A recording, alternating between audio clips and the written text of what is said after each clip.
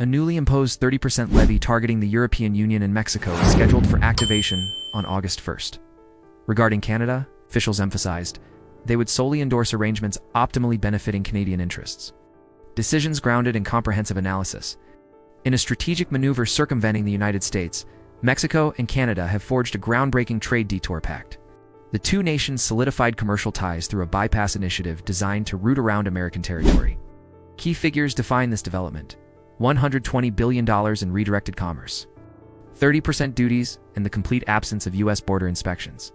Canada's Mark Carney and Mexico's Claudia Sheinbaum recently revealed the Northern Passage, an integrated rail and port network spanning from Prince Rupert to this Pacific to Gulf infrastructure blitz will divert shipments away from American soil entirely.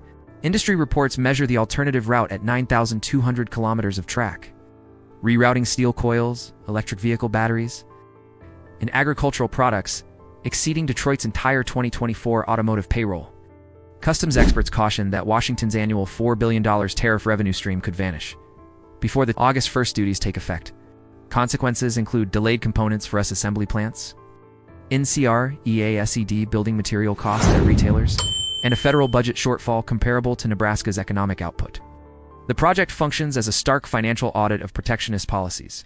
Following President Trump's announcement of sweeping steel and auto part tariffs, Canada and Mexico responded with physical infrastructure rather than rhetoric. The 4,400-mile corridor is financed by a $3.3 billion private consortium, will feature an 8 million container superport at its Mexican terminus. U.S. Treasury data reveals existing steel tariffs generated merely 0.04% of federal income revenue, now imperiled by cargo diversion. This rerouting threatens to disrupt Detroit's supply chains, enable direct battery shipments from Monterey to Vancouver, and widen price disparities between U.S. consumers and North American manufacturers. Backers promote the corridor as a Panama Canal on rails, claiming tariff avoidance and reduced sailing times could lower delivery expenses by 7% for West Coast exporters. For Washington, this represents not just lost income, but eroded influence. Customs agencies cannot tax goods that never enter their jurisdiction. Industry surveys indicate 41% of auto suppliers are considering partial relocation to Canada or Mexico if tariff uncertainty persists. The Northern Passage's foundations were laid years prior. Canada allocated $2.3 billion Canadian dollars in 2022 upgrade Prince Rupert's port capabilities, now handling 23 million tons annually, with another $2.5 billion Canadian dollars investment underway to accelerate rail transit. Mexico mirrored this effort with a $1.6 billion commitment to enhance 6 ports, including Manzanillo, which aims to double its container capacity to 10 million units. Yearly construction time to conclude before August tariffs. Financial stakes are monumental. U.S.-Canada trade reached $762 billion in 2024, less. Mexico exchanges hit $839 billion together, constituting 1/3 of American import expenditure. A mere 10% diversion via the corridor would redirect $160 billion in goods, avoiding customs fees and processing charges that contributed to 2023's $92.3 billion in federal border revenue. Factories would face inflated material costs, while retailers predict a 4% price surge on imported goods per dollar.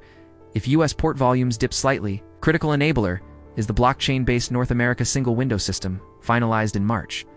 This platform allows Canadian and Mexican customs data exchange without U.S. server involvement, eliminating the $32.71 per shipment processing fee, a $1.26 billion annual revenue source for customs and border protection. Efficiency gains could further disadvantage American ports. Corridor promises to cut transit times by 4 to 5 hours compared to congested crossings like Laredo. Industrial repercussions are materializing. General Motors idled 1,200 workers at its Ontario BrightDrop EV plant in April. It's potentially affecting 9,000 North American jobs when accounting for supply chain multipliers. With auto manufacturing supporting 10.1 million U.S. jobs, unions warn tariff pressures could accelerate production shifts. West Coast dock workers already report 30% cargo declines at Los Angeles, Long Beach. Fearing permanent freight migration, this $120 billion trade artery now bypasses Washington's fiscal control, testing the resilience of tariff barriers. If maintained, U.S. industrial hubs risk component shortages and job erosion. If revised, the episode establishes a precedent. Infrastructure builders dictate trade rules. The inaugural Northern Passage freight departed Prince Rupert hours before Congress convened. Success may redefine continental supply chains before policy debates conclude.